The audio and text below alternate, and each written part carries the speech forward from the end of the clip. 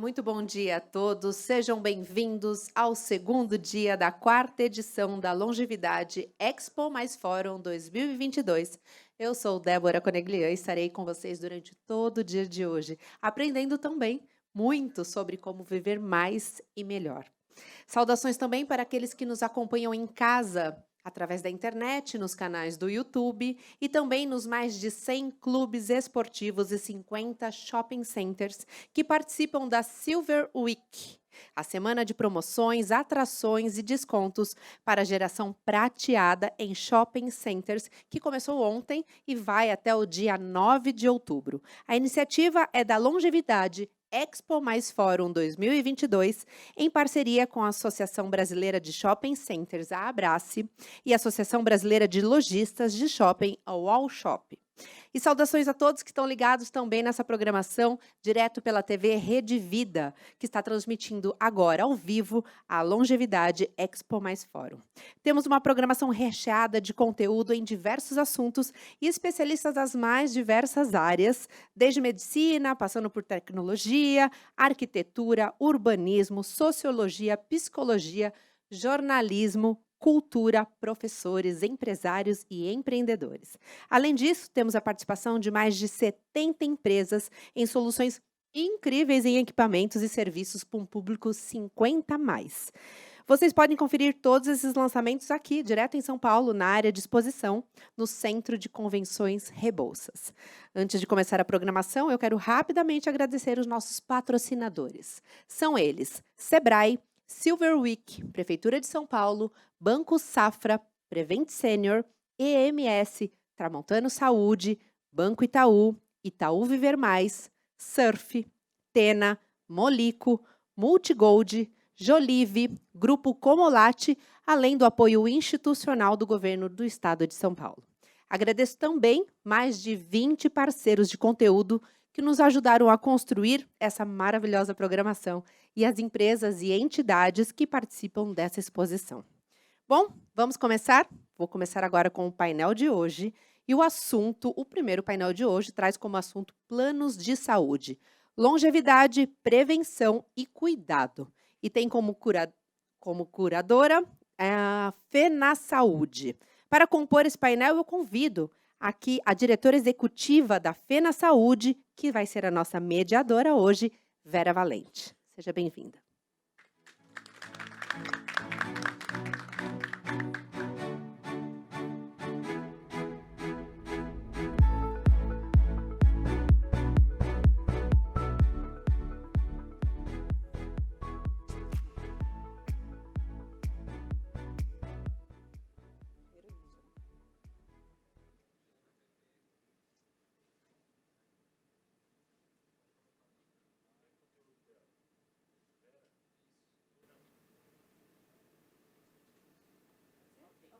Ok? Só arrumar aqui para a minha altura. Bem, bom dia a todos e a todas que estão aqui conosco hoje no painel promovido pela Fena Saúde. Não poderia começar a minha introdução sem parabenizar, não estão aqui, mas faço questão de registrar o Dr. Francisco Santos e a doutora Valesca Santos, que são idealizadores desse Longevidade Expo Fórum. E também agradecer ao meu amigo e presidente desse evento, Walter Feldman, que me convidou e que tem um papel fundamental para o sucesso dessa edição. Cumprimento também os palestrantes que aceitaram o nosso convite, que estão aqui hoje, doutor Maurício Nunes, doutora Marta Oliveira e doutor Leonardo Abreu. E, claro, registro aqui meus agradecimentos ao público presente neste dia frio e também aos que nos assistem online. Sem mais demora, o tema que vamos tratar aqui hoje é de extrema importância para todos os brasileiros, a saúde. Temos dois grandes desafios pela frente, agora e nas próximas décadas. O primeiro é ampliar ainda mais o acesso das pessoas à assistência à saúde. O segundo é lidar com os aumentos cada vez mais expressivos dos custos dos tratamentos. Estes dois desafios se entrelaçam quando tratamos de demografia e, consequentemente, de longevidade. As pessoas estão vivendo e vão viver mais, cada vez mais. Isso é uma conquista maravilhosa da civilização. mas exige que estejamos preparados para preservá-la e para dar condições de vida dignas aos nossos idosos. Os sistemas de saúde são fundamentais nesse desafio. E num país como o Brasil, a integração entre o sistema público e o sistema privado é fundamental para isso. A situação brasileira é particularmente intrincada, complexa. Por quê? Porque a nossa transição demográfica tem sido muito mais drástica do que aquela pela qual passaram ou estão passando a maioria dos países do mundo. Em 20 anos, o Brasil dobrou sua população idosa, de 13 milhões de pessoas com 60 anos em 98 para 32 milhões de idosos hoje. A França, por sua vez, levou 115 anos para dobrar seu contingente de idosos, e os Estados Unidos quase 70 anos. Nosso envelhecimento populacional irá se acentuar ainda mais nos próximos anos. Em 2040, já teremos mais idosos do que jovens até 19 anos no país. Até 2052, a população de brasileiros com mais de 60 anos vai dobrar de tamanho de novo. Serão 68 milhões de pessoas. Para lidar com isso, precisamos começar já. E como? Cuidando mais da saúde e não da doença, investindo muito mais em prevenção e atenção primária à saúde, uma lição que a pandemia reforçou. Hoje temos uma boa rede de prevenção no SUS, por meio da Estratégia da Saúde da Família, mas ela ainda precisa ser expandida, pois chega apenas a 63% da população brasileira. Na saúde privada, os incentivos à atenção primária ainda são tímidos. Programas de prevenção e promoção à saúde atingem poucos, por deficiências regulatórias que restringem políticas de estímulo. Um modelo de atendimento baseado em atenção primária à saúde permite acompanhar de perto as condições de saúde, organizar a assistência, promover cuidado integrado, coordenar a jornada do paciente na rede de assistência e tornar todo o sistema bem mais resolutivo. Este deve ser o caminho. O outro aspecto relevante diz respeito a como vamos lidar com os custos crescentes de tratamentos. Envelhecendo, a população vai demandar ainda mais serviços de saúde. Além disso, com a prevalência de doenças crônicas e uma população ainda mais idosa, os cuidados também serão muito mais onerosos. Por isso, é tão necessário trabalhar diariamente pela preservação da sustentabilidade do sistema de saúde, porque se não fizermos assim, ele se inviabiliza. E é trazendo estes elementos para a discussão que pretendemos abordar a necessária ampliação de acesso à saúde à nossa população da geração prateada, um desafio que temos que equacionar nos próximos anos, para que todos continuem vivendo mais, com mais qualidade de vida e em boas condições de saúde. Para isso, temos hoje a honra de debater o tema Planos de Saúde, Longevidade, Prevenção e Cuidado, com os nossos convidados. Então, chamo agora o Dr. Maurício Nunes da Silva, diretor de Desenvolvimento Setorial da Agência Nacional de Saúde Suplementar, diretoria que é responsável pelo projeto Idoso Bem Cuidado, que busca melhorar o cuidado com os idosos da saúde suplementar. Por favor, doutor Maurício. Obrigada pela presença. A doutora Marta Oliveira, médica, especialista em longevidade e diretora executiva do Laço Saúde. Ela foi diretora da Agência Nacional de Saúde Suplementar e também da Associação Nacional de Hospitais Privados. Eu acho que você fica ali, Marta. Eu acho que sim. Eu acho que sim, eu fico nessa ponta, não é? E o doutor Leonardo Abreu, médico especialista em Medicina da Família e Comunidade, é membro da Associação Paulista para o Desenvolvimento da Medicina e consultor médico da Sul América. Muito obrigada, doutor Leonardo. Então, agradeço a todos os palestrantes por terem aceitado o nosso convite numa sexta-feira em São Paulo, chuvosa, e também a quem está nos prestigiando aí. Então, vamos iniciar as apresentações do dia. Começo com o Dr. Maurício Nunes, que abordará o panorama dos programas da ANS que promovem a gestão do cuidado do idoso. Dr. Maurício, fique à vontade para começar.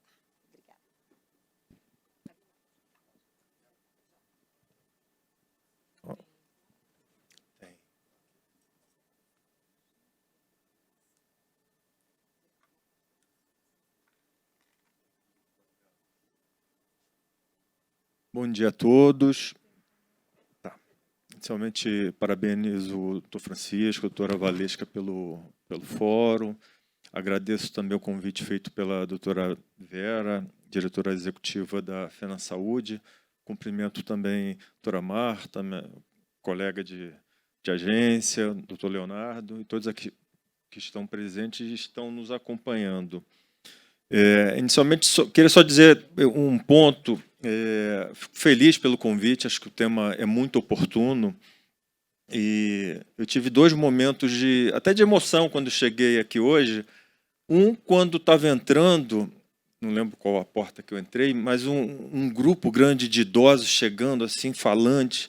Isso me lembrou minha mãe, que minha mãe eu perdi minha mãe em 2020, com 83 anos, mas era uma pessoa muito ativa e participava desses grupos, né? Isso me fez lembrar. E o segundo foi o fato de estar sendo transmitido pela Rede Viva, que ela também assistia. Então, só esses 2 momentos, para mim, já valeu muito a pena. Falar um pouquinho aqui das ações da agência. Começar aqui com a missão institucional da agência. Eu trago esse slide. A ANS, todo mundo sabe, ela é a agência reguladora que regula as operadoras de plano de saúde, mas tem todo um trabalho na sua relação com os prestadores e, obviamente, com os beneficiários. Acho que a importância desse slide é quando a gente fala em cuidado, em atenção ao idoso, em coordenação do cuidado, tem um ponto fundamental que também é o engajamento dos prestadores nesse modelo de atenção assistencial, nesse modelo assistencial, que hoje o principal modelo que a agência incentiva é o modelo da atenção primária em saúde.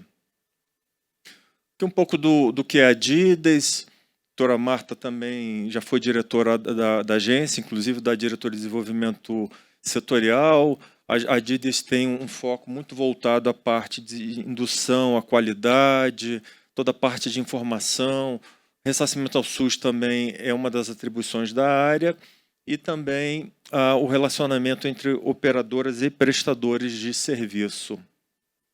Se a gente fosse falar de um DNA da Dides, alguns dos projetos, hoje um dos maiores projetos é o Programa de Certificação de Boas Práticas em Atenção à Saúde, ali dentro tem o Programa de Certificação em Atenção Primária, o Qualis, que é um projeto mais antigo, começou lá em 2007, 2008, projeto de monitoramento da qualidade hospitalar, o CIOSP, que inclusive a gente está com o programa aberto para receber a participação dos hospitais, os indicadores, entre outros projetos. O Movimento Parto Adequado, que começou com a doutora Marta, é um projeto muito elogiado, reconhecido nacionalmente, inclusive internacionalmente.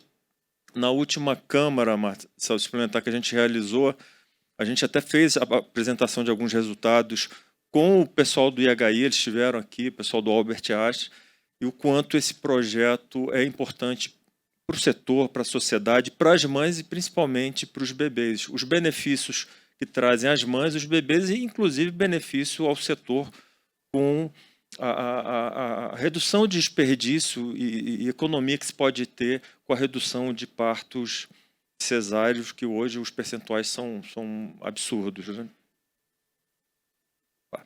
Passei Aqui um olhar dos principais programas da agência. O principal programa é o IDSS, um dos programas mais antigos da agência. O IDSS hoje é utilizado pelo setor de várias formas.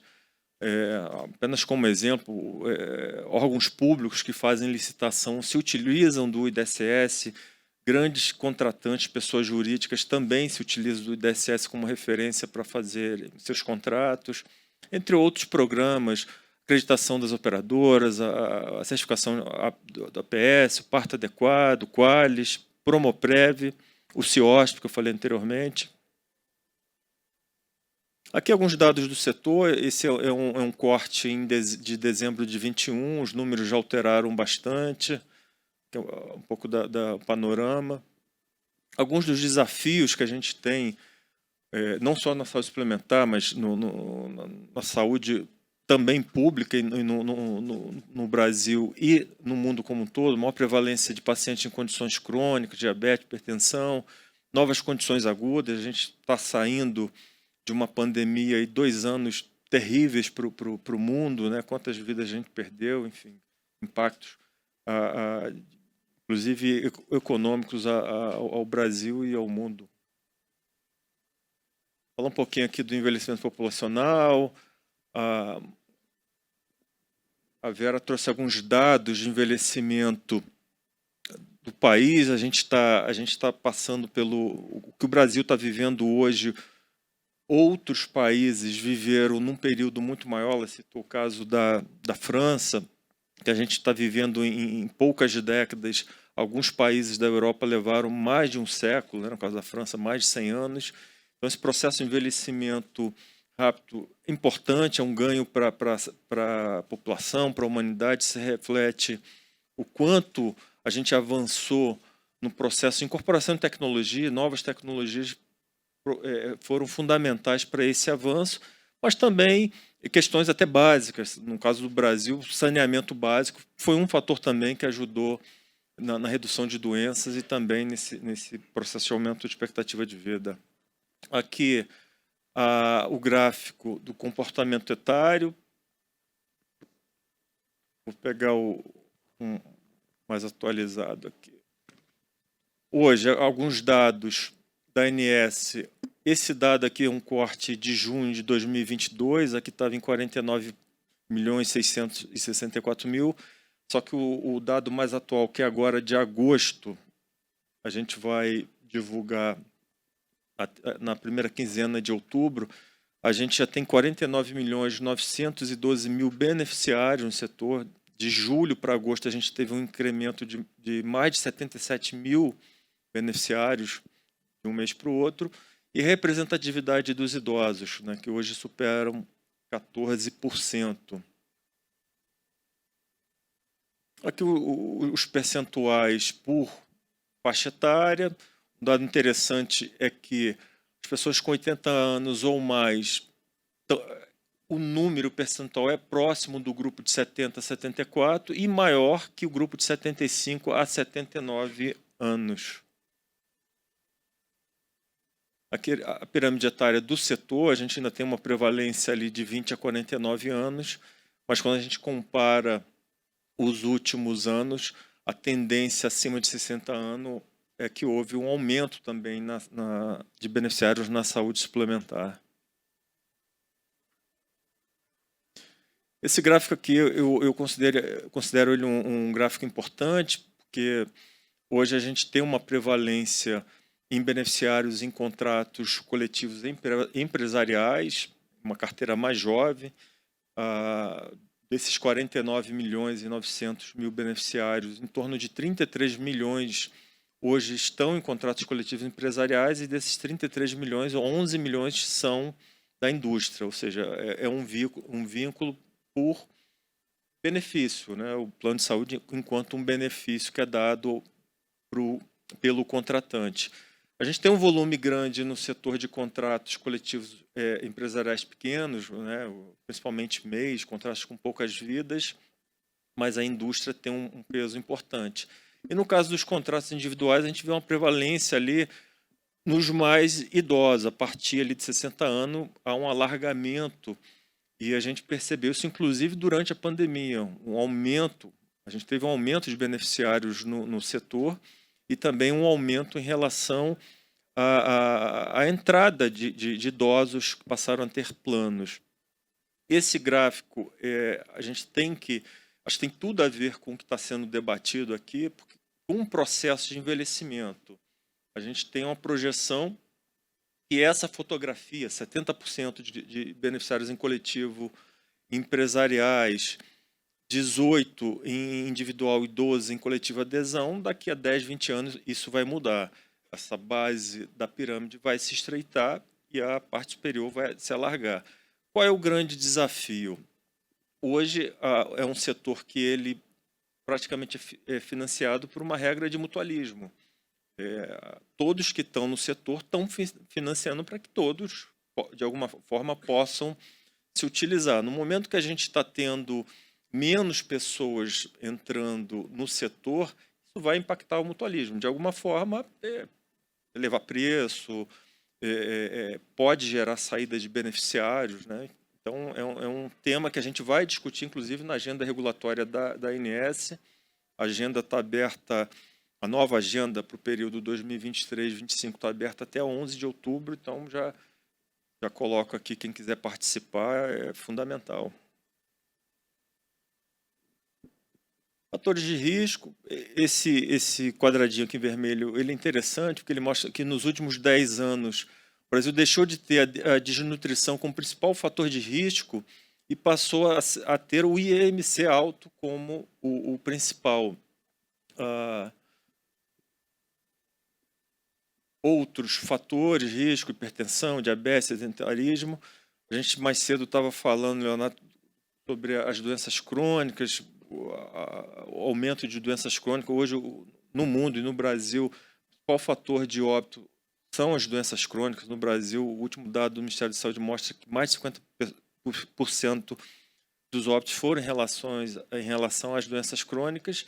Só que tem fatores que são modificados e fatores não modificados. Não modificados, carga genética, idade, sexo, mas tem fatores modificados. Estilo de vida, sedentarismo, consumo excessivo de bebidas alcoólicas, tabagismo, enfim. Há um caminho que pode ser feito para que se reduza, em grande parte, esse volume das doenças crônicas. Saúde mental, a gente está Setembro Amarelo. Eu pedi à equipe que botasse até esse slide, porque há pouco, no dia 24 de setembro, saiu uma matéria que me chamou a atenção, uma matéria que saiu no Globo, falando do aumento de... Agora não sei se...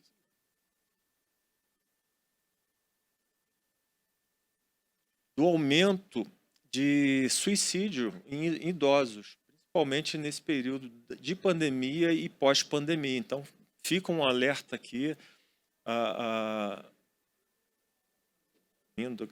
Não sei se é só esse lado. Então, quis trazer esse slide como um alerta. A gente até botou, a agência divulgou esse ponto na campanha que a gente faz de Setembro Amarelo, e isso chamou a atenção, a quantidade de idosos que se suicidaram nesse período, e aumento. Aqui a capa do Globo, Setembro Amarelo, suicídio cresce entre idosos no Brasil, preocupa o especialista. Alguns dados gerais. Aqui o total, alarmante o número. 2010 a 2019, os idosos representaram 15,2% do total de 112.230 mortes por suicídio no país. Então, é um dado muito preocupante. Campanha da agência.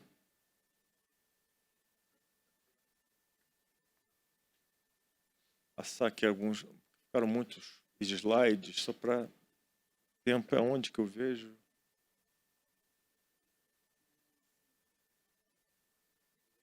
geral, né? Algum ponto para reflexão nossa aqui. Hoje, a gente tem uma prestação de serviço de saúde fragmentada, principal fator de risco associado à idade e multiplicidade de doenças crônicas, diversas consultas de especialistas, uso de inúmeros fármacos e realização de diversos exames e outros procedimentos sobrepostos. Aqui um pouco olhando hoje para os idosos. Projeto do Idoso Bem Cuidado, uma iniciativa que a gente fez com a parceria com 50 operadoras, 18 prestadores.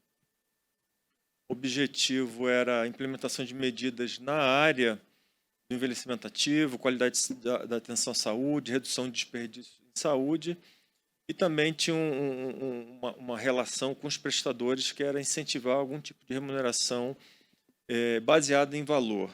Saiu um pouco do modelo tradicional do fee for service, né, que é o pagamento por evento, por procedimento. Metodologia do idoso bem cuidado, fortalecimento da participação dos idosos e familiares, coordenação do cuidado desde a porta de entrada do sistema ao longo do processo, melhoria da qualidade. E os 5 pilares: a acolhimento, um núcleo integrado de cuidado, ambulatório geriátrico, cuidados complexos de curta duração e também de longa duração.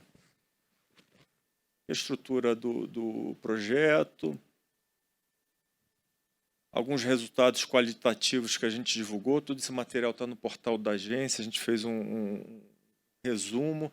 Então, a organização da rede de atenção baseada na necessidade do idoso a partir de uma avaliação multidimensional, o envelhecimento, o estabelecimento da coordenação do cuidado, reforço da importância do navegador do cuidado e aprimoramento da gestão de informação, que acabou sendo a base de um outro projeto da agência, que é o projeto de atenção primária em saúde.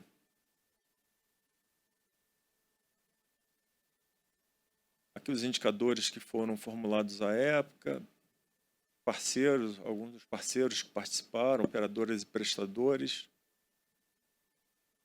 programas de promoção e prevenção. Entre os programas, a gente tem, quando a gente fala de programa de promoção e prevenção, na agência a gente tem os programas que são avaliados e chancelados, aprovados pela agência, e também tem aqueles programas que são informados. Dos informados, hoje, a gente tem um total de 288 com foco na saúde do adulto e 112 com foco nos idosos. Daqueles que são aprovados, aí nesse caso aqui a agência faz a avaliação do programa, ela recebe as fichas técnicas, avalia e faz o acompanhamento. A gente tem, entre programas voltados a adultos e idosos, 464.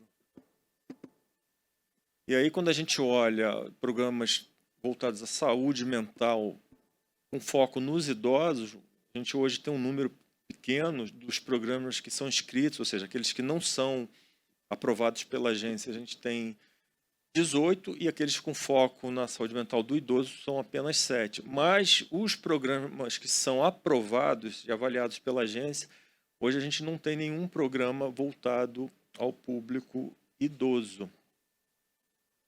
Aqui a separação desses programas por modalidade, as duas autogestões, uma medicina de grupo e 3 cooperativas médicas.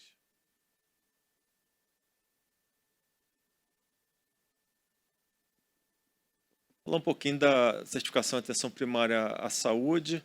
Hoje a agência tem 4 operadoras que são certificadas pela agência, e tem outras 20 operadoras que estão participando num projeto que a gente tem com o Hospital Oswaldo Cruz. Assim que eu assumi a diretoria de desenvolvimento setorial, fiz questão de ir nessas 4 operadoras para conhecer esse trabalho. É um trabalho que eu achei muito interessante. De fato, há uma coordenação do cuidado, há um acompanhamento. A gente estava conversando mais cedo com o Leonardo. Aqui a gente tem operadoras que são cooperativas médicas. E um dos desafios, quando se fala em atenção primária à saúde, em que você tenta levar o beneficiário, o paciente, para que ele seja acompanhado inicialmente por um médico da família, um médico generalista, isso, quando a gente olha para uma cooperativa, parece um grande desafio. E uma dessas cooperativas que eu visitei, eles fizeram até uma autorregulação para incentivar que os médicos especialistas redirecionem a atenção primária. Então, um caso desses que a gente visitou, um médico generalista recebeu um determinado paciente beneficiário, que não era para a especialidade dele, e ele redirecionou a atenção primária. E nessa cooperativa eles fizeram um modelo de remuneração diferenciado, para que também não houvesse perda de produção. A atenção primária nada mais é do que você organizar esse cuidado, fazer a jornada desse paciente de forma organizada para que ele seja acompanhado desde o momento que ele entra no sistema. Está falando de alguém que não tem plano, passou a ter plano, e a partir de então ele ter todo esse caminhar dentro do sistema, sendo acompanhado por um médico, por uma equipe. No caso do projeto da agência, a gente definiu números de beneficiários por equipes multidisciplinares. Então, tem um médico da família, se tiver criança dentro do programa, tem que ter um pediatra, no caso dos idosos, tem que ter geriatra, e tem um coordenador do cuidado, que geralmente são feitos pelos enfermeiros, mas é um programa bem interessante. E outras operadoras que a gente também visitou, que hoje não são certificadas pela agência, casos interessantes também. Algumas dessas operadoras, o projeto e os programas de atenção primária estão vinculados aos produtos. E a porta de entrada acaba sendo necessária. Você necessariamente se tem que passar por um médico da família e ele faz toda a coordenação do seu cuidado. Mas tem casos de operadoras que essa passagem não é obrigatória.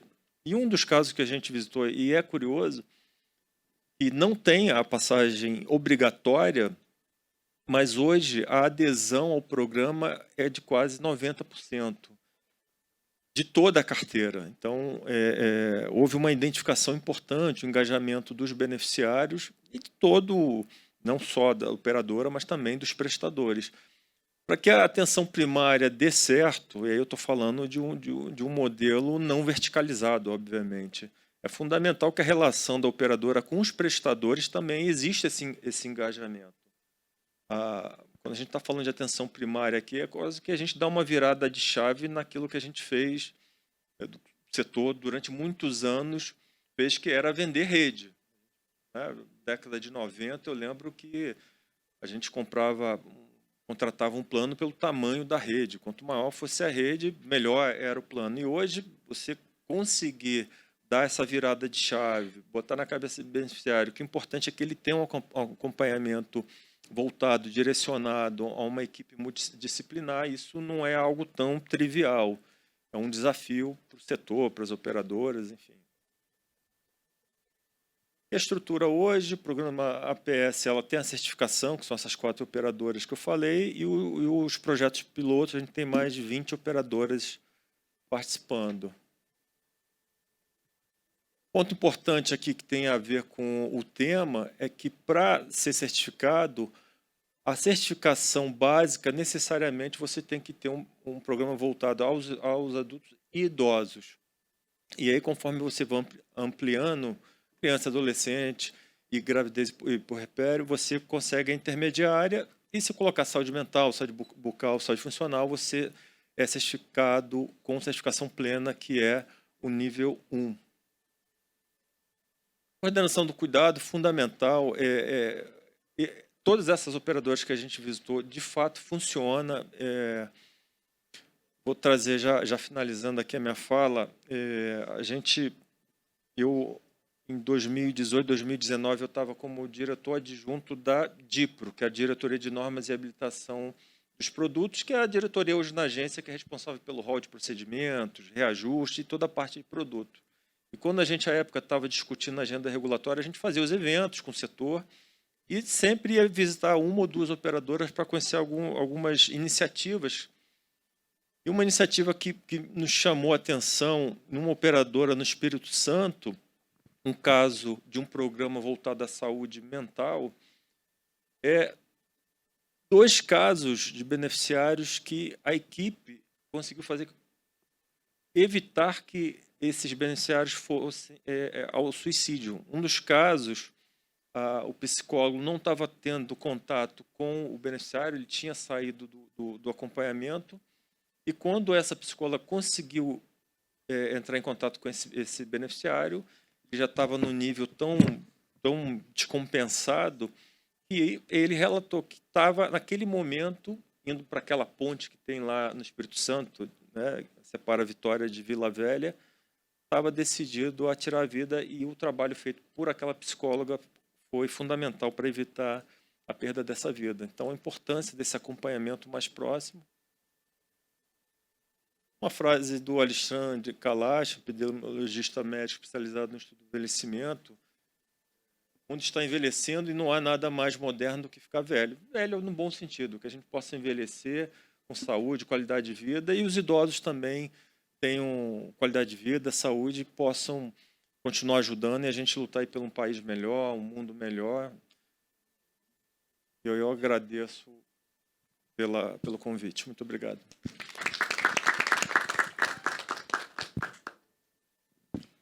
Obrigada, doutor Maurício. É muito importante que o regulador estimule essas práticas. Dar conhecimento à sociedade sobre essas iniciativas é muito importante. E agora, seguindo, chamo a doutora Marta Oliveira para abordar a contribuição dos planos de saúde para o cuidado da saúde dos beneficiários idosos. Obrigada, Marta, pela sua presença. Bom, boa tarde, gente. Primeiro, eu queria agradecer o convite da FENA, da Vera. É tão importante a gente estar aqui, né? E eu acho tão importante, gente, a FENA Saúde, que representa um grupo importante de operadoras, está dentro desse evento, de verdade, Vera. Eu fico até emocionada, porque eu acho muito importante vocês estarem aqui. Então, muito legal estar participando disso. Bom, vou contar um pouquinho para vocês por que é tão importante a gente estar aqui, né? Por que eu fui para esse lugar, né, de discutir envelhecimento, ver todo esse movimento, né? Lá atrás, em 2015, quando a gente discutia na agência o envelhecimento, a gente já sabia as projeções, né?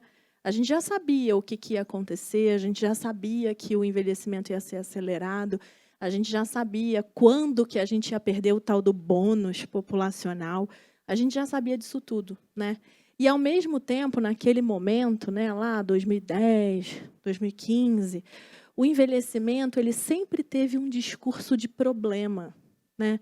Ah, ele aumenta o custo, ele traz problema, ele traz dificuldade, a gente tem o mutualismo, a gente precisa ver como é que a gente faz com isso. E a gente está dentro de uma situação onde a gente precisa realmente pensar na sustentabilidade. Isso era real, né? Mas, na minha cabeça, o envelhecimento ele é uma conquista. Então, a gente pensar nele de uma forma negativa era muito ruim, né? Então, a gente precisava ter uma forma, de alguma maneira, de chegar nesse envelhecimento e tirar tudo de bom que a gente pode disso, né? E aí a gente começou toda essa discussão com as operadoras nesse momento, e eu acho que o caminhar disso, gente, foi muito legal.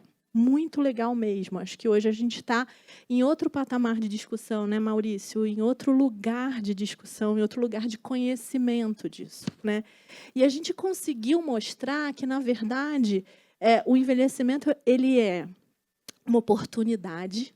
Daqui a pouco a gente vai ter 30% da população dentro desse segmento. Ele é uma grande oportunidade. Eu estou aqui nessa feira desde ontem e eu estou chocada. É muito legal você ver 10 mil pessoas passando por esse lugar, né? Uma discussão que vai de empresas a pessoas físicas que estão aqui querendo ver o que tem de oportunidade para elas mesmas, né? E aí a gente fala muito aqui de revolução prateada, e é isso mesmo, gente. A gente tem 30%, vai ter em breve 30% das pessoas nesse segmento, né? Então, vou trazer para vocês aqui por que eu acho que a gente caminhou muito, muito, muito aí nesses últimos anos, né? Então, isso daqui são dados do IES, onde ele consegue comparar aí a proporção, e aí vocês vão ver, 4 anos, né? A gente saiu de 12,9% para 14%. E aí a gente vai ver que isso vai cada vez ser muito mais rápido por vários motivos. Vários, né? Inclusive econômicos, né? Inclusive de retenção. Então, isso daqui é um grande segmento dentro da saúde suplementar, né? Vera já falou, Maurício já falou, a gente duplica, triplica, quadriplica esses números de uma forma muito mais rápida do que qualquer outro país, né? A gente mantém esses vínculos e sustenta esses vínculos na saúde suplementar de uma forma muito mais importante. Durante meu doutorado, eu estudei um pouco esse movimento na saúde suplementar e tudo aquilo que a gente fala de rotatividade, né? Quem é do setor já ouviu falar isso, né? A rotatividade dos planos é de 2 a 3 anos. Então, as pessoas saem de um produto e vão para outro produto. Isso não existe no envelhecimento. As pessoas, essa rotatividade é infinitamente menor. Então, é um público que está ali aderido e que você consegue trabalhar, né? Então, o que a partir disso... a partir disso a gente começou a pensar? inspirado lá no Idoso Bem Cuidado, eu pensei, a gente precisa trazer tudo isso para a realidade, para a prática. E mostrar que isso é possível, que isso é real, que a gente consegue fazer isso de verdade. Todos esses efeitos que o Maurício falou ali, né, polifarmácia, né, isso tudo tem origem na nossa assistência, na forma como a gente montou o modelo no Brasil. E vocês vão ver isso nos números que a gente apresenta. Quando eu conheci esse modelo holandês, eu falei, ele tem um fit, ele tem um tamanho, ele tem exatamente o que a gente precisa para consolidar um pouco essa dificuldade, essa fragmentação que a gente tem no Brasil. Vamos tentar ver se a gente consegue aplicar ele de verdade no Brasil. E hoje a gente já está aí em 5 estados, vamos fazer 2 anos semana que vem, e a gente trabalha com operadoras de planos de saúde, né? E aí eu vou mostrar um pouquinho os resultados dessas operadoras. Por que esse modelo é tão legal? Porque ele fala o seguinte, o que a gente precisa é de autonomia e autocuidado. 2 palavrinhas que a gente tem muito pouco aqui no Brasil, né? E aí tentar resgatar isso. O nosso modelo assistencial, ele cria dependência, ele fragmenta, faz com que eu circule muito de uma forma que me prejudica e ele cria dependência nessa pessoa, né? Esse modelo surgiu lá porque eles não conseguiam mais dar conta do número de idosos e eles falaram, a gente precisa manter as pessoas autônomas e na casa delas, né? Então, foi desse lugar que surgiu isso. E aí, eles têm vários instrumentos, que eu acho que não cabe aqui nessa discussão, né? Criação das redes de apoio, né? Todos os métodos aí para fazer isso, que depois a gente pode apresentar se vocês quiserem. Tem vários livros que falam desse modelo, depois, se vocês quiserem ler os livros, são bem legais, mas a ideia é como é que eu levo a saúde para essa pessoa no momento correto, no momento onde eu posso prevenir, no momento onde eu posso diminuir o risco dela, em vez de esperar que ela venha me procurar no momento que ela imagina que é o melhor momento para acionar o sistema de saúde. Tá? Então, essa é a ideia principal do modelo. E aí, o que eu acho legal é uma coisa que a gente sempre discutiu muito na saúde suplementar, mas que realmente sempre foi muito difícil de fazer, que é chegar no risco individual, né? Como é que a gente sempre triou populações, né? A gente sempre triou populações com sinistralidade, né? Então, eu pego lá o maior sinistro, que é o maior custo, o maior gasto, e trabalho aquela população. Só que o sinistro, o gasto, ele não necessariamente está relacionado ao meu risco. Eu posso estar bombando de risco e estar lá quietinha, e ninguém sabe que eu existo. Ao mesmo tempo, eu posso ter uma sinistralidade super alta, eu gastei muito, mas eu gastei muito numa coisa aguda. Tive um acidente e fui fazer uma cirurgia bucomaxila. Fiquei boa, né? Então, tem algumas coisas que não estão diretamente relacionadas. E a gente agora que está aprendendo a entender esse risco, né? Então, a primeira coisa que o método faz é como é que eu avalio o risco dessa pessoa, né? Então, a gente tem dentro da população idosa, e isso é muito legal, que a gente foi aprendendo, né, gente? Antes, a gente falava assim, virou idoso com 60 anos. E aí eu falo, gente, o Tom Cruise é idoso, né? Madonna é idosa, né? Então, eu tenho desde o cara de 60, Tom Cruise, até o idoso de 105, 103. A gente tem essas pessoas sendo cuidadas, né? Então, eu tenho aqui dentro 40 anos de vida. Antes, a gente se aposentava com 65 e morria com 69. Fiquei 4 anos nessa faixa etária, né? Faixa de vida, né? Agora, graças a Deus, conquistamos o direito de aposentar com 65 e viver até os 100. O que eu vou fazer nesses 40 anos? Eu preciso ser cuidado, eu preciso ser ativo, eu preciso, né, ter um monte de estrutura aí de sociedade, de diversão, enfim. Então, a gente precisa entender de quem eu estou falando. Se a gente traz essa população para a criança, eu estou falando de uma criança de 1 ano de idade até eu, de 40. Olha essa diversidade que eu tenho. Então, eu preciso entender quem é aquele idoso ali, de que risco eu estou falando, né? O que está acontecendo? Quem é que tem o maior risco? Que risco é esse? Como é que eu previno esse risco? Então, a gente passa vários scores, vários testes, onde a gente vê aonde está o risco. Pode ser cognitivo, pode ser memória, pode ser físico, pode ser de relacionamento, podem ser vários tipos de risco. Depois disso, eu chego num score único, que eu dou uma característica para aquele risco, e, a partir disso, eu vou cuidando desse idoso para fazer o quê? Diminuir o risco. Essa é a intenção do modelo, sendo muito concisa, tá, gente? Porque eu acho que a ideia aqui é a gente falar do resto. Quando foi a pandemia, vocês imaginam, a base do nosso modelo são visitas domiciliares, para esse cuidado. Quando foi a pandemia, não tinha como fazer visita, né? E aí a gente viu que eles começaram a ter muito problema de memória. Quem convive com idosos em casa viu, a memória piorou, o andar piorou, né? Então, tudo foi caindo por conta do isolamento, por conta daquela restrição. E aí, nesse momento, chegou a necessidade da gente de começar toda a parte digital, né? Então, a gente começou com clubes digitais, onde tem encontros diários para exercício de memória, exercício físico, interações com profissionais da saúde, e foi muito legal. Por que eu trouxe isso aqui hoje? Porque a gente é cheio de preconceito quando a gente fala de envelhecimento, né? E a gente acha que idoso e tecnologia são coisas que vão para lados diferentes, né? E aí a gente viu que não, eles amam tecnologia, adoram. O que eles não gostam? De pedir para o filho e para o neto explicar como faz. Eles detestam, detestam. E aí a gente treinou os nossos profissionais para serem introdutores digitais. Eu gasto 15 minutos fazendo isso. E tenho uma longa vida digital com eles, tá? Então, amam, só precisam de um pouquinho de jeito para você explicar como faz. Bom, já falei disso aqui. O que eu queria trazer é o seguinte: isso tem um resultado assistencial enorme. Então, as pessoas diminuem risco, diminuem doenças, diminuem idas ao hospital, internação, mas isso também se reflete na sustentabilidade, né?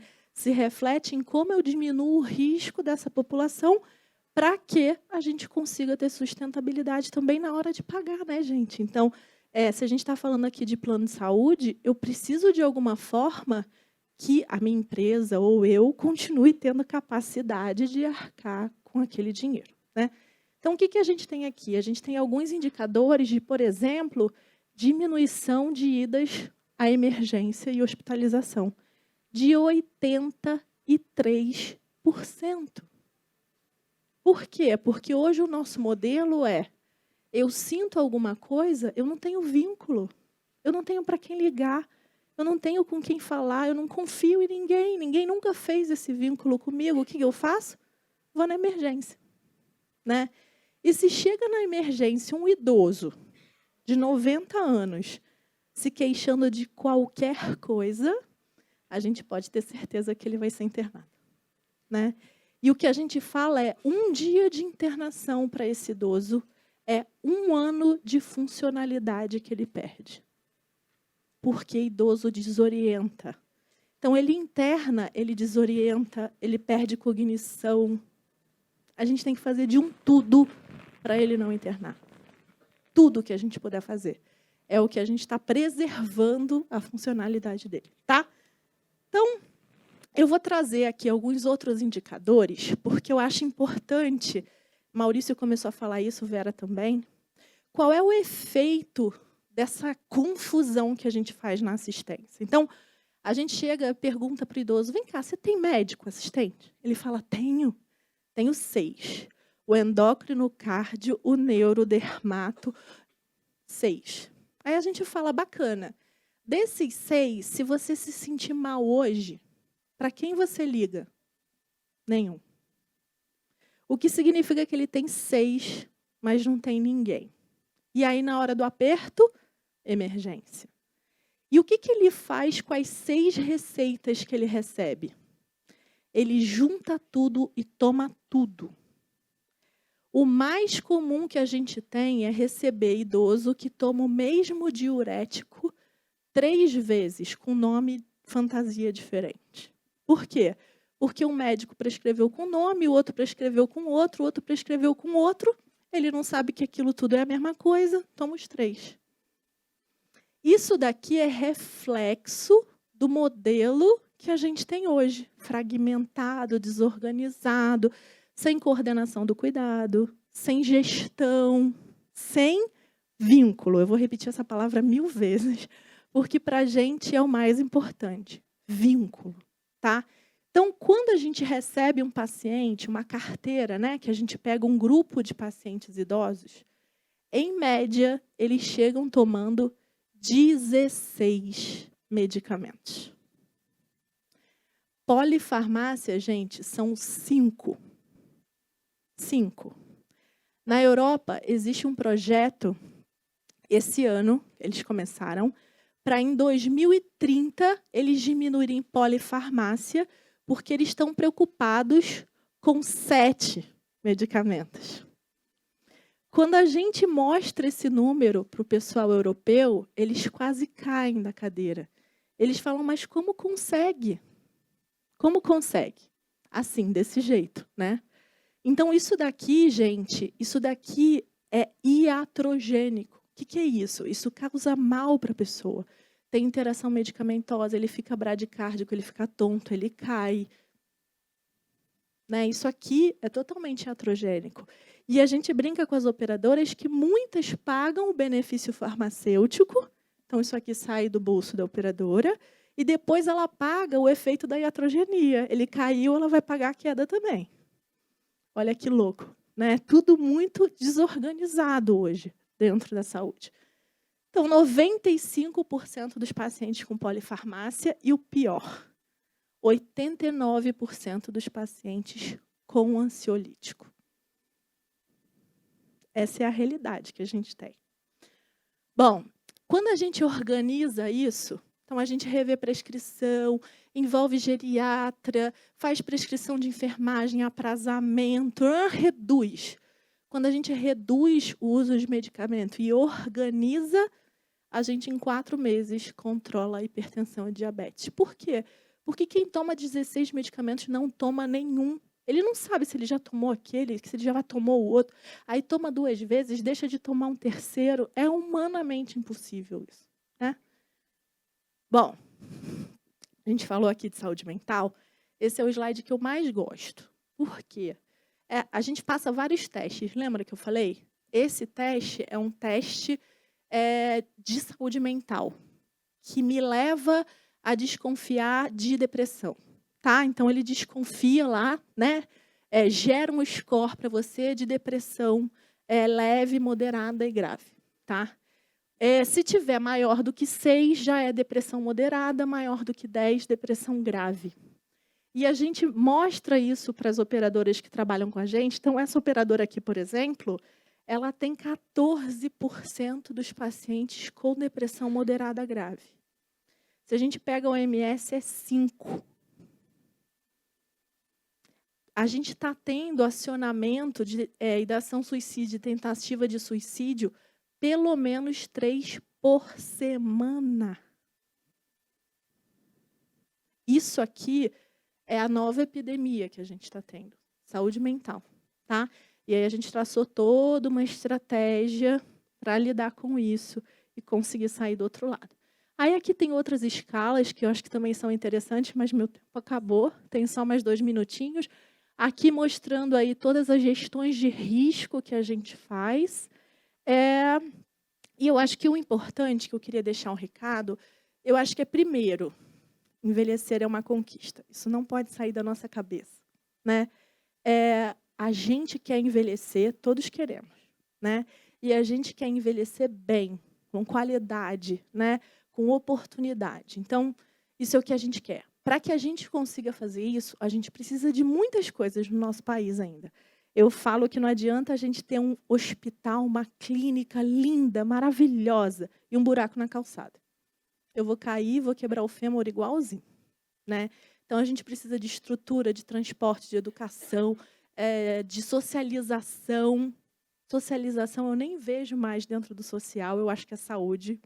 Então, a gente precisa de um monte de coisa, mas a gente precisa estruturar também a nossa área aqui, que a gente está falando, que é a saúde, para poder lidar com o envelhecimento. E aí a gente vê que o problema não é o envelhecer, é a forma como a gente está cuidando desse envelhecer, né? Que a gente pode fazer muito melhor. Era isso.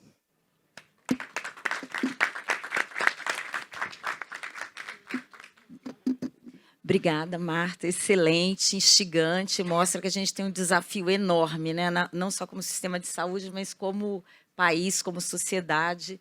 E a gente vai depois abrir aí para perguntas, porque eu acho que você instigou muitas pessoas. Agora, dando seguimento, doutor Leonardo, por favor, venha ao púlpito para a sua apresentação. Obrigada.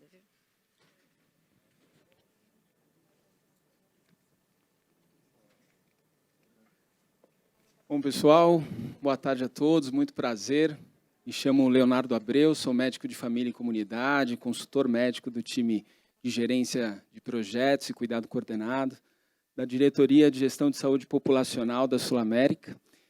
Para mim é uma honra, um privilégio poder falar de um tema tão importante. Afinal de contas, assim como eu, muitos de vocês aqui presentes, pessoas que estão nos assistindo, chegarão, né, a esse momento, a essa idade prateada. Eu, inclusive, né, já parei de pintar o cabelo há muito tempo, assumindo essa identidade, pensando que realmente eu possa viver o melhor da minha vida nesse momento, né?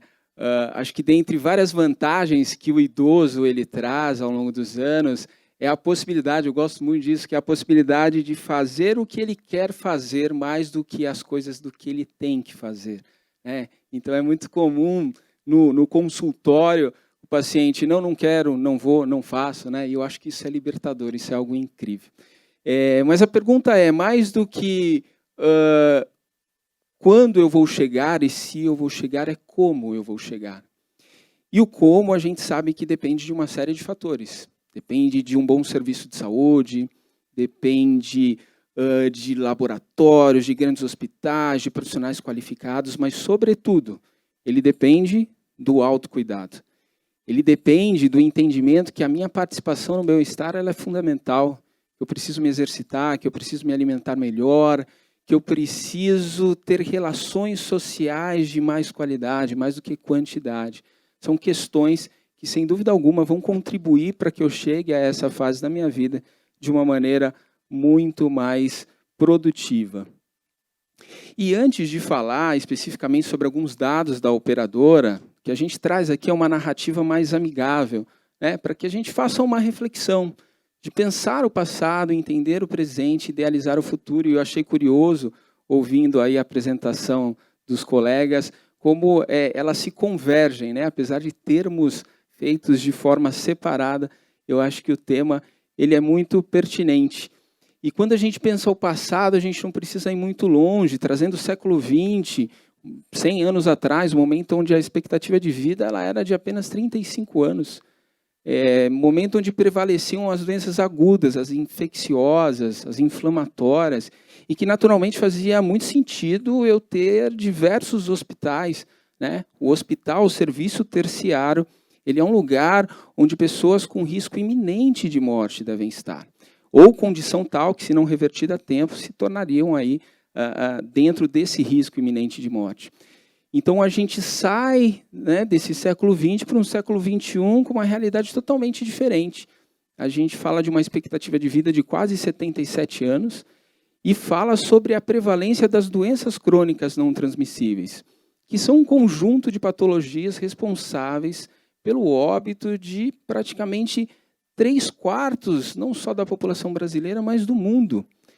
Grupo de patologias esse que cabe destacar a principal delas, as doenças cardiovasculares. Quando a gente fala de doenças cardiovasculares, sem dúvida alguma, entre as principais a gente tem o infarto e AVC, com os seguintes fatores de risco, né? O abuso de álcool, colesterol alto, diabetes, estresse crônico, hipertensão, tabagismo, sedentarismo, obesidade. O que significa? Que se eu modificá-los nesses casos específicos, eu vou reduzir até 80% da probabilidade de eu ter esses desfechos. Né? Ou seja, é muita coisa. A gente sabe que os não modificáveis, como idade, como hereditariedade, como o sexo biológico, esses realmente, né, a gente vai continuar envelhecendo. Mas são questões como essa que a gente hoje tem o conhecimento e tem a capacidade de prevenir, de realmente se tornar um plano de saúde, não um plano de doença, de termos a consciência de buscar um serviço de saúde antes que o problema aconteça. E aí a gente entra no Idoso Bem Cuidado, que é o nosso programa aí baseado nas diretrizes da ANS, iniciamos em 2017, que propõe esse envelhecimento saudável, focado na preservação da autonomia e capacidade funcional do idoso.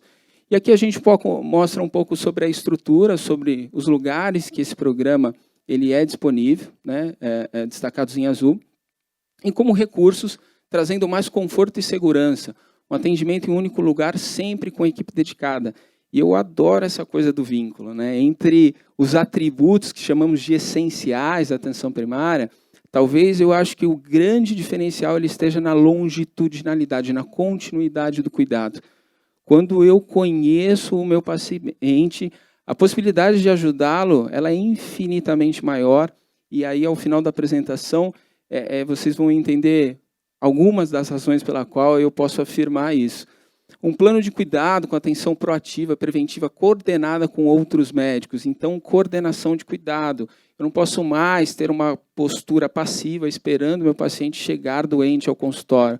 Eu preciso classificá-lo, entender o risco individual de cada paciente e definir uma periodicidade de contatos, de ações, de intervenções. Então, a gente precisa coordenar cuidado, a gente precisa conectar cuidado. Ainda que eu tenha um grande hospital, um laboratório, uma clínica, funcionando isoladamente, elas, de fato, não vão trazer o benefício esperado. E as consultas, remotas, presenciais, mesmo as domiciliares e procedimentos que são sensíveis à atenção primária. Aqui a gente fala de acesso em lugar e tempo oportuno. Isso é indispensável, e a nossa colega falou um pouquinho sobre isso também. E a equipe multidisciplinar, ao seu lado, antes, durante, depois e sempre. Equipe essa formada, sim, por profissionais médicos, mas por um grande exército de outros profissionais, como enfermeira, auxiliares de enfermagem, nutricionistas, psicólogos, fono, assistente social. E hoje, dentro da saúde suplementar, a gente fala muito sobre o profissional, o educador físico, né? Então, são elas, né, quando a gente fala, essa equipe multidisciplinar, quando falamos de alta resolutividade em APS, né, a literatura diz até 85% de todas as demandas de saúde podem ser resolvidas dentro de um sistema de atenção primária, é uma mágica que acontece por um time e não por um único profissional. E o monitoramento de eventos, internação, pronto-socorro, central, 24 horas por dia, 7 dias na semana e sempre que necessário atenção pré-hospitalar. E aqui um pouco do fluxo assistencial, então a gente tem o beneficiário, ele é submetido a um mapeamento do seu perfil de saúde, beneficiário esse que pode se autoindicar, ele pode ser indicado pela empresa, ele pode ser encontrado dentro do algoritmo da operadora. Então, tendo o seu mapeamento de perfil de saúde, ele é estratificado. E aqui é a individualização do cuidado, né? A gente vai mostrar para vocês um pouco da nossa experiência que traz isso, de eu ter um idoso robusto e um idoso frágil recebendo a mesma comunicação, recebendo o mesmo cuidado. Isso não funciona. E dentro desse aprendizado, o que eu mostro para vocês já é a reformulação desse programa, né? Que nesse exato momento está acontecendo. A gente está reformulando depois desses quase 5 anos de experiência, aprendendo com os erros e acertos, o que a gente precisa de fato para entregar ainda mais para o nosso beneficiário. Então, a equipe multidisciplinar conectada, né? Equipe multidisciplinar, rede primária, conectada com a atenção secundária, com as visitas domiciliares do enfermeiro, quando são necessárias, e com o monitoramento telefônico, sempre também que necessário. As intercorrências, elas não avisam, elas acontecem, e para isso, a gente tem a central, 24 horas, tem a atenção à APH, o hospital. E no caso da internação, o que a gente entende perfeitamente é que os nossos prestadores, não sendo uma operadora verticalizada, eles precisam dessa informação para atuar durante e após esse processo. Então, são questões que a gente disponibiliza. E aí o que aprendemos, né? A gente fala redução de sinistro global, mas traduzindo, né, o que a gente teve? Um impacto gigantesco nas internações, que foi o mesmo dado trazido também pela colega. A gente conseguiu reduzi-las não só do ponto de vista de frequência, mas também de severidade. Mas isso não foi observado de forma importante a partir de 20 meses de programa. Pelo contrário, né, a gente começa a ver uma aceleração de gastos na categoria ambulatorial. E isso muito por conta, eu diria, do modelo anterior, que prevalecia o cuidado remoto. A gente entendeu que sim, o cuidado remoto ele é uma excelente ferramenta, entretanto, ele é complementar e não substitutivo. Então, a gente observou que, em alguns casos, a redução do beneficiário ela acontecia e a redução da participação de ativos. E aqui eu destaco algumas questões. Satisfação do beneficiário, talvez pela essa falta de individualização de cuidado. Então, a gente precisa selecionar quem são os pacientes e que cuidado eles devem ter. Uma terminologia que a gente usa muito em medicina de família é o projeto terapêutico singular. Cada pessoa tem a sua característica. Temos que tratar sempre o diferente de forma diferente. Então, algumas das lições que a gente aprendeu. E a redução de participantes ativos, eu trago aqui a questão da Lei Geral de Proteção de Dados, né? A gente chegou a impactar aí um pouco mais de 42 mil beneficiários e hoje, ativamente, a gente tem 16 mil. E a Lei Geral de Proteção de Dados, que veio, afortunadamente, preservar, né, o nosso direito de realmente disponibilizar ou não aqueles dados que são sensíveis à minha pessoa, mas a questão é a comunicação, né? Isso fica claro para o beneficiário quando a gente fala, tem um termo de consentimento assinado ou não, ele entende o que exatamente isso significa, ele entende que disponibilizando os seus dados a gente consegue inserir, a gente consegue avisar o nosso prestador para que ele tenha um cuidado mais assertivo. Então, são perguntas que a gente faz e, além disso, né, como essa comunicação é feita de forma abrangente, a gente fala muito sobre tecnologia, sobre inovações, mas a gente não pode esquecer que algumas pessoas elas realmente não acompanham, e simplesmente porque não querem. E nós temos o dever de tratar diferente o diferente. Ainda que eu tenha WhatsApp, ainda que eu tenha e-mail, SMS, rede social, por que não uma carta por correio de modo convencional? Eu tenho que ser abrangente, eu tenho que atender à necessidade de todos os meus beneficiários. E o que mais a gente pode entregar? Naturalmente, mais valor, e valor não é o valor financeiro, mas a percepção de que aquilo é bom. Eventualmente, a gente investe milhões em soluções que impactam indiretamente o beneficiário de uma forma positiva, mas a pergunta é, ele enxerga isso? A gente talvez não precisaria fazer coisas que aos olhos dele realmente faz sentido? A mudança do modelo remuneratório do prestador, que é uma das razões pela qual os custos eles são tão crescentes dentro da saúde suplementar. A gente precisa mudar a lógica de pagamento por produtividade para pagamento por qualidade. A gente tem que beneficiar os prestadores que entregam os melhores desfechos. E entregam não só em números, mas na percepção do beneficiário, de entender que aquilo realmente é muito bom, aquilo vale a pena. E esse modelo remuneratório ele deve ser o mais prevalente. Padronização técnica da jornada, que é essa questão da individualização. Então, quando falamos de linha de cuidado, ela pressupõe uma padronização técnica. Entretanto, ela deve ser mínima, para que a partir desse ingresso a gente entenda a necessidade individual de cada um e possa oferecer aquilo que é necessário. Temos a plataforma do Cuidado Coordenado Sul-América, que, não sendo uma operadora verticalizada, é a nossa ferramenta de gestão. E mais do que uma ferramenta para que a gente tenha ali um trabalho administrativo, até burocrático, a ideia é que ela permita que o profissional da ponta ele consiga identificar em cada paciente aquele que não fez a sua mamografia, que não fez o seu rastreamento de colo uterino, aquele que não fez o seu rastreamento de colo retal, aquele que fez um exame de sangue para saber se tem diabetes ou não, com que frequência, quais os valores desse exame, será que ele está bem controlado? A pressão é a mesma coisa, né? Será que eu estou aferindo a pressão? Será que eu estou inserindo ela dentro do sistema? Ela está em cifras tensionais consideradas normais? Então, a proposta é que essa plataforma aporte essa informação para que, de fato, a gente faça a coordenação de cuidado.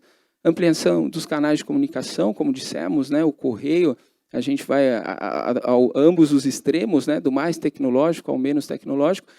E uma jornada de cuidado mais eficiente, que, para encerrar, eu trago esse último slide, um exemplo que ilustra e sintetiza tudo que a gente gostaria de passar hoje para vocês. Um senhor de 84 anos, um paciente dentro do programa, seu João, um idoso com diversas comorbidades. Insuficiência cardíaca, né, o coração já fraquinho, tem o DPOC, que é a doença pulmonar obstrutiva crônica, o rim já não funciona muito bem, diabetes, enfim, mas dentro de todas as suas comorbidades, seu João é uma pessoa ativa, né, já há muitos anos, né, ele vem com esse quadro bastante estável, mas um dia ele se sente um pouco mais cansado do que o normal, e ele resolve ir ao hospital de menor complexidade próximo à sua residência. Ele chegando lá, ele é feita uma avaliação médica que rapidamente identifica alterações no exame clínico, sendo necessário a solicitação de alguns exames complementares para entender se, de fato, o seu João ele apresenta aquilo que surge como hipótese diagnóstica. Esses exames naturalmente vêm alterados, né? A gente pede uma radiografia, um coração maior do que o habitual, a gente pega um eletrocardiograma que também vem alterações, e o exame de sangue, poxa, o rim não está funcionando bem, está com um pouco de anemia. Olha, seu João, não precisaria de tanto, né? Para que a gente entenda, o seu caso é grave, o senhor vai ser trasladado por uma ambulância para um centro de maior complexidade. O senhor vai ser admitido na unidade de terapia intensiva, ficando 2 dias, depois mais 2 dias no quarto. O seu diagnóstico foi de insuficiência cardíaca descompensada, ele teve um ajuste das suas medicações e foi de alta. Então, além da jornada, a gente tem a experiência do beneficiário e o risco do ambiente hospitalar, porque a gente sabe, né, um paciente desnecessariamente dentro do hospital, às vezes o prejuízo acaba sendo maior do que o benefício. E pensando na rotina, o seu João, ele é casado com a dona Maria, evidentemente os nomes não são esses, mas ela ficou sozinha, o seu João também, dentro de uma UTI, né, sozinho, com medo, pensando se ele poderia sair desse hospital. Família do seu João, do interior de São Paulo, que teve que se deslocar até o hospital e toda aquela logística difícil, né, o imprevisto, a intercorrência. E a pergunta que fica, isso tem que sempre ser assim? Será que poderia ser diferente? Será que talvez se o senhor João tivesse acesso imediato ao serviço que traz essa proposta de vínculo, de coordenação de cuidado, de olhar integral à saúde, será que ele teria o mesmo desfecho? Então, pensando no senhor João, quando o senhor João chega dentro da clínica ao qual ele é fidelizado, o diagnóstico ele já começa nesse processo. Né? Durante a triagem, já é possível ver se o João tem a mesma expressão facial de sempre, se ele está tão ou menos animado quanto o habitual, se o seu João caminha da mesma forma, se a coloração da pele dele é a mesma. Quando ele ingressa no consultório, o médico rapidamente pode identificar se o sopro que ele tem já há muitos anos no coração, ele se modificou, se a ausculta pulmonar dele apresenta ruídos diferentes do habitual, se as pernas estão mais inchadas, se os exames complementares que eventualmente a clínica pedir nesse momento, eles se encontram mais alterados do que o habitual.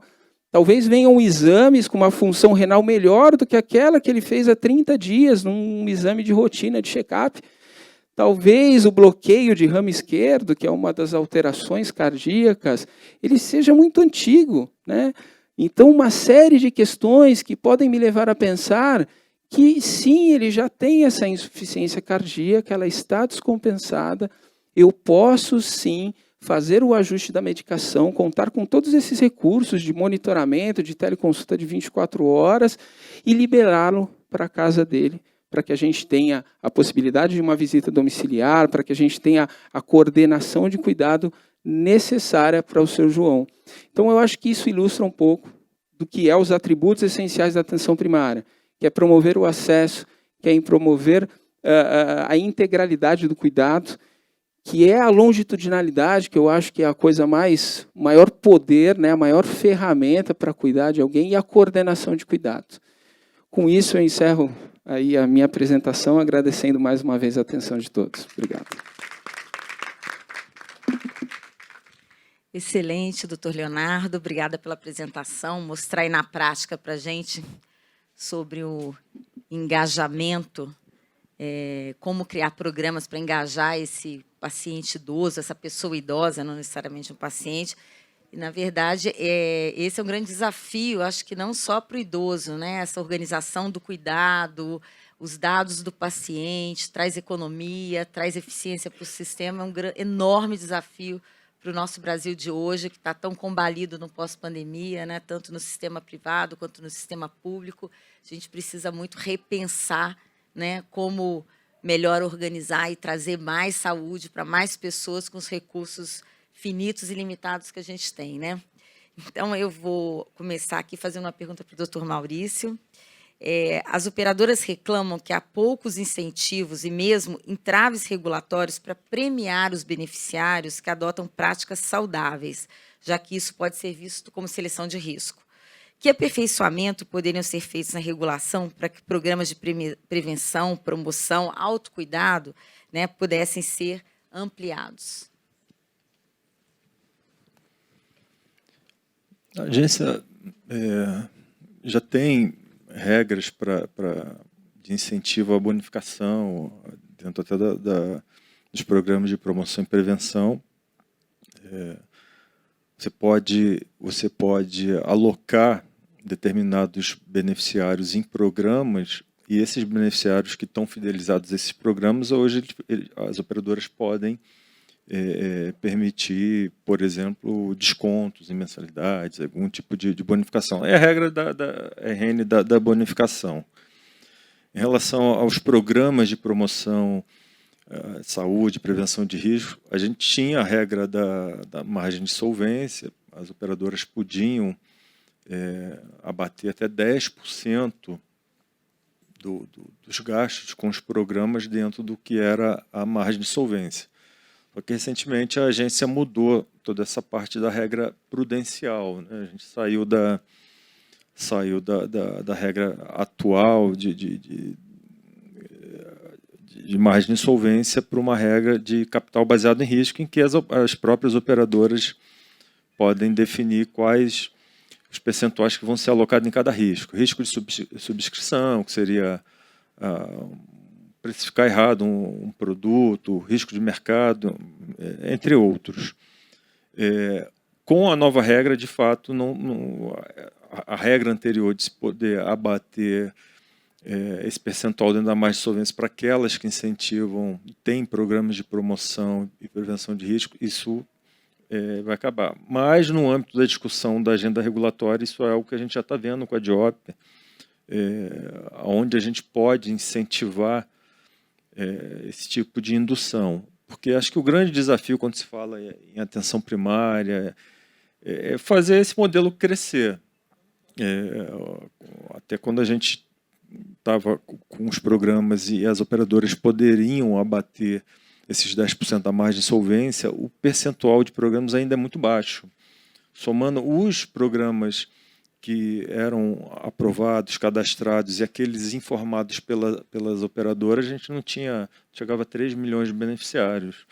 Então, isso é algo que a gente já está discutindo, vai discutir nessa agenda regulatória, até pela mudança das regras prudenciais, mas é fundamental a agência criar meios de se induzir isso.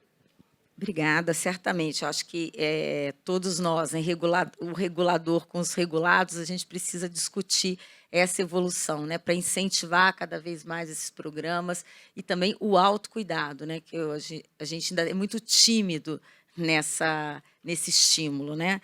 Eu agora queria fazer uma pergunta para o doutor Leonardo. Que tipos de incentivos os planos de saúde poderiam ter, está conectada com a anterior, para ampliar a adesão dos beneficiários a programas de prevenção e promoção à saúde? Aí até porque você tem uma experiência já de alguns meses. Legal. Vamos lá. É um grande desafio, né? E a começar pela questão cultural, né? Da busca do plano de saúde quando eu estou doente, né? A questão da prevenção, ela é ainda algo incipiente, eu diria, no nosso país. Então, realmente, esse estímulo ele é essencial. essa divulgação, essa comunicação com os pacientes, ela é extremamente importante. Então, hoje, o que fazemos ali, enquanto operadora, e falando um pouco até da atenção primária, que talvez seja a irmã mais nova de toda essa rede de cuidado, né? Não sei se todos estão familiarizados com a terminologia, mas a atenção secundária é quando a gente fala de um especialista focal, um especialista que conhece uma área específica do nosso corpo. A atenção terciária, como dissemos, né, hospitais de alta complexidade, densidade tecnológica, e a atenção primária, onde temos aí a figura do médico de família e toda a equipe multiprofissional, quando temos aí pediátricos ou pediatras, idosos, geriatras, além de todos esses que a gente mencionou um pouco anteriormente. E dentro das portas de entrada que a gente busca constantemente para que as pessoas entendam o modelo e se fidelizem a um profissional de saúde, a gente identificou que talvez a maior oportunidade ela esteja no fluxo bidirecional entre atenção primária e secundária. O que eu quero dizer? Que o especialista focal, hoje, ele não conhece, primeiro que talvez ele não saiba que existe uma atenção primária dentro da operadora, e segundo que talvez ele não conheça o propósito da atenção primária na operadora. E o mais interessante é que a gente imagina que, poxa, talvez ele não goste, talvez ele acha que deva ser uma concorrência. E quando a gente vai em conversas de 1 a 1 com cada especialista, para nossa surpresa, isso a gente está desenhando dentro da operadora, eles são super adeptos à ideia e nos perguntam por que isso não foi feito antes, né? Porque eles, de fato, se deparam com situações do cotidiano que fogem do escopo de atuação da sua especialidade. Então, imaginem que eu tenho um paciente que tem uma dor no peito e eu sou um dermatologista. Poxa, eu acho que eu vou mandar ele para o cardio, né? Que talvez seja algo de origem cardíaca. Ou não, talvez ele tenha uma dor de cabeça e ali me impressiona, talvez eu precise de um neurologista. Mas ele também tem uma dor no joelho, que talvez ele precise de um ortopedista. Poxa, eu vou fazer 3 encaminhamentos para esse meu paciente? Será que se não tivesse um lugar com uma equipe multiprofissional que eu pudesse encaminhá-lo, isso não seria mais efetivo? Eu não traria um maior benefício para o meu paciente? Então, quando eles identificam isso, eles naturalmente, assim, muito rapidamente, eles compram a ideia e entram dentro disso que hoje a gente chama de uma sub-rede referenciada, de profissionais com perfil de compartilhamento de casos, que acreditam no modelo e que realmente se esforça para que isso que a gente acabou de comentar aconteça dentro da operadora. Bacana. Concordo até com esse aspecto cultural, né? A gente tem uma cultura, a gente fala hospitalocêntrica, né? De recorrer ao hospital, e a pandemia trouxe essa reflexão, primeiro quanto ao autocuidado, né? As pessoas mais voltadas para o autocuidado, mais preocupadas com a própria saúde, elas acabaram tendo desfechos, via de regra, melhores quando tiveram contato com a doença. Então, trouxe a importância real, né, de uma forma muito dramática, desse autocuidado, dessa prevenção. E a gente viu casos, né, com o uso da telemedicina, de uma resolutividade acima de 95%, de casos que provavelmente fora da pandemia teriam ido para o ambiente hospitalar. Agora, eu queria perguntar, antes da gente, temos mais um tempinho para a Marta, quais práticas de saúde do idoso adotadas em outros países, eu sei que você tem um vasto conhecimento sobre o que acontece em outros países, que deveriam ser incorporadas aos hábitos e às políticas de saúde brasileiras? Bom, eu acho que primeiro a gente tem essa peculiaridade, Vera, aqui no nosso país, dessa fragmentação, né? Isso não é comum nos outros países, né? Então, nos outros países, de alguma forma, eu estou ligada a um DP, eu estou ligada a uma estrutura que me organiza, igual o Leonardo falou, estou organizada, né? Aqui a gente está completamente desorganizado. Então, eu acho que a principal coisa, quando as pessoas de fora olham para cá, é essa possibilidade que foi em cima do discurso onde a saúde suplementar cresceu, né, nasceu da possibilidade de escolha não direcionada. Então, eu tenho um livrinho e eu abro aquele livrinho e falo, putz, hoje eu quero ir no neurologista. E eu vou. Então, essa lógica que a gente acabou criando aqui, ela olhada de fora para dentro, ela é absurda, né? Então, eu acho que Lá fora, a gente já tem a diferencial disso tudo. Mas eu acho que tem outras coisas que chamam muito a atenção, que é, por exemplo, o nosso modelo de gestão de medicamento, né? Então, a gente ter uma gestão de verdade de medicamento, aonde eu sei o que ele está tomando, está centralizado, está unitarizado na maior parte das vezes, está com gestão, isso também faz muita diferença. Então, eu acho que tem várias práticas que a gente pode olhar para fora, mas as mais basais, né, que está bem assim, no início do início, eu acho que são essas, e são muito importantes da gente começar a repensar aqui. Só que, para a gente começar a repensar isso aqui, a gente tem que repensar o próprio modelo, né, que a gente criou, quase nascer de novo, né, dentro do nosso modelo aí de saúde suplementar. Na verdade, a gente está falando aí do desafio da saúde hoje, da interoperabilidade, do paciente ser dono do seu prontuário, dos seus dados, que isso possa ser acessível em qualquer momento dessa jornada, dessa atenção. Você traz economia, você traz qualidade e passaria também por essa organização da assistência farmacêutica, né, do que é administrado, e hoje a gente não tem isso, muita repetição de exame, o seu João aqui a gente viu, né? A gente tem 5 minutos. Eu não sei se alguém aqui da plateia quer fazer uma pergunta antes da gente encerrar. Ah, que legal. Você está desde o início aqui.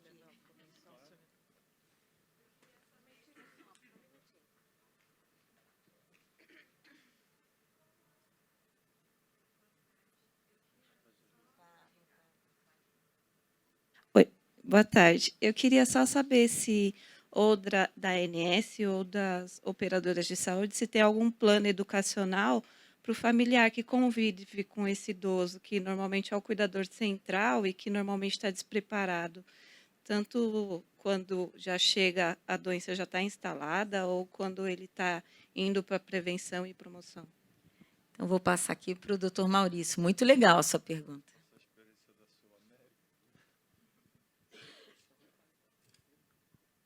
Vamos lá. A gente disponibiliza, como dissemos, um canal 24 horas por dia, 7 dias da semana, mas trabalhando de uma forma mais passiva, ou seja, esperando que realmente a gente receba o contato desse familiar, desse beneficiário, né? Pensando em uma ação mais proativa, preventiva, isso não temos desenvolvido, mas, sem dúvida alguma, pode ser uma ótima oportunidade, né, para que a gente realmente faça o letramento. Essa questão cultural que você trouxe, e eu acho que vai um pouco de encontro à sua pergunta, eu me lembro de uma paciente italiana que, ao conhecer o serviço, ela perguntou assim: doutora, a primeira coisa que eu queria saber é por que eu pago tão caro para eu ter que escolher o que eu vou fazer, né, para eu ter que decidir o que é necessário. Eu preciso de um time que cuide de mim, de alguém que faça esse acompanhamento, que me ensine a minha família. Nunca entendi essa lógica do Brasil, né? Então, para que a gente observe o quanto isso é cultural, de fato. Eu só vou falar, assim, em nome das operadoras que a gente está trabalhando, o que a gente tem feito? A gente monta o plano de cuidado, né? O que são as metas, em quanto tempo eu vou querer fazer aquilo, o que o paciente tem que participar ou não. E a gente sempre traz junto a referência do paciente. Quem é a sua referência? Não necessariamente é um familiar, pode ser um amigo, o porteiro, a empregada. Quem é a sua referência? E essa pessoa participa da construção desse plano, para poder estar junto, né, gente? É ela que está ali no dia a dia, é ela que precisa ser treinada para aquilo, então ela tem que estar participando e tem que ser a pessoa que está junto. Não pode ser ele que tem que dar essa referência. O doutor Maurício quer complementar, e já peço que você faça as suas considerações finais, por favor, que a gente está encerrando, e aí a gente passa para os demais para finalizar. Complementação rápida. O programa de certificação de atenção primária da agência, uma das diretrizes é o envolvimento do familiar, o engajamento dele junto com esse paciente, esse beneficiário, principalmente nos casos em que são beneficiários idosos. Quando tem o beneficiário idoso, nessa equipe multidisciplinar tem que ter um geriatra, e esse contato do geriatra junto da família, esse acompanhamento mais próximo. E já encerrando aqui, inicialmente agradeço. como ele também está desde o primeiro minuto, vamos abrir essa possibilidade aqui muito rápido. Só um minutinho. Ok. Bom dia a todos. Obrigado, tá, pela oportunidade. Eu queria tirar uma dúvida, na verdade, acho que um pouco de todos, né? Eu sou fisioterapeuta e tenho um serviço de prestação de serviços, né, secundário para idosos. E existe uma grande dificuldade, por exemplo, 80% dos meus clientes são voltados para o pagamento particular, né? E eu sei que tem uma grande demanda dos pacientes por plano de saúde e a gente não consegue, eles não conseguem ter esse tipo de suporte para um serviço de valor, né? A gente tem uma grande dificuldade, eu queria até essa, né, sugestão e opinião de vocês, como a gente tentar mostrar ao plano de saúde exatamente isso que vocês trouxeram, né? Esse serviço de valor e como o plano embarcar no que a gente quer oferecer para o idoso em relação às prevenções, em relação a um cuidado que seja menos custoso para o próprio plano, mas existe uma dificuldade de enxergar isso, né? Então, seria essa a minha dúvida. Obrigado. Fazer para te responder, fazer um gancho com o rol de procedimento. O rol de procedimento acaba sendo uma ferramenta que as operadoras têm para prestar assistência aos beneficiários e até organizar um modelo assistencial. As sessões de fisioterapias hoje, por exemplo, elas são ilimitadas. Toda essa discussão dos pacientes com TEA, coisa de 2, 3 meses, a gente incorporou a terapia ABA, Denver, e em seguida, todo aquele debate no Congresso, a gente acabou derrubando um número limitado de sessões para atendimento multidisciplinar, fisioterapia, fono, psicólogos. Aí tem uma questão de relação do prestador com a operadora, né? De acordo com o modelo assistencial. Por exemplo, a Sul-América tem uma estrutura de atenção primária mais organizada, de acordo com a demanda, mas que a previsão de se ter o atendimento, a prestação de serviço, ela já é permitida e prevista pela agência e pelo rol está lá. Agora, como se dá esse modelo, a agência não define qual é o melhor modelo. A gente induz alguns modelos. A atenção primária é um modelo que hoje a agência vem incentivando. Mas como você fazer essa penetração junto às operadoras, aí tem uma questão negocial, enfim. Mas a proposta é interessante. Porque o serviço é domiciliar mesmo, né? Então, assim, existe o plano falar, mas vá na clínica de suporte, né? Que temos os serviços cadastrados. O atendimento hoje, o home care, o atendimento domiciliar, até pela lei, pelo marco legal, ele tem uma exclusão legal, mas não é que as operadoras não deem. Elas dão, mas elas botam isso num produto específico, que acaba sendo mais caro. Mas não é um item de cobertura obrigatória. Mas é ofertado. O que muda é o preço. Agradecer, parabenizar pelo evento. Acho que é um tema fundamental. De fato, a gente tem que discutir envelhecimento por vários motivos, principalmente para que a gente tenha uma população idosa mais saudável, com melhor qualidade, e aqueles que também vão envelheçam com qualidade. E, Vera, agradecer a FENA Saúde, agradecer os organizadores. Muito obrigado aí a todos. Obrigada a todos. A gente estourou já o tempo. Se quiser só um segundo, por favor. Tá. Eu converso com você sobre a fisioterapia ali fora. A gente tem o mesmo problema, mas eu tive algumas soluções, depois a gente pode conversar. E só, de novo, Vera, resgatar aquela frase que eu comecei. É muito, acho que eu que estou nessa vida aí há alguns 20 anos, né, na saúde suplementar, é muito representativo essa mesa da FENA Saúde dentro desse evento. Então, eu estou muito feliz por estar aqui com vocês hoje.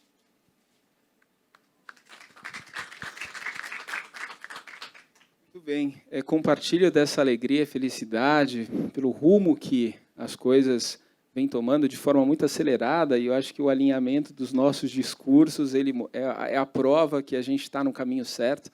Então, agradecer mais uma vez a presença de todos, agradecer, Vera, pelo convite, aos colegas. Tenham todos aí uma ótima tarde. Muito obrigado.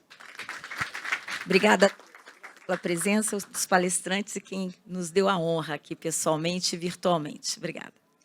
Nós também agradecemos a todos pelo painel e vamos dar sequência ao nosso próximo painel. Muito obrigada a todos. Viu?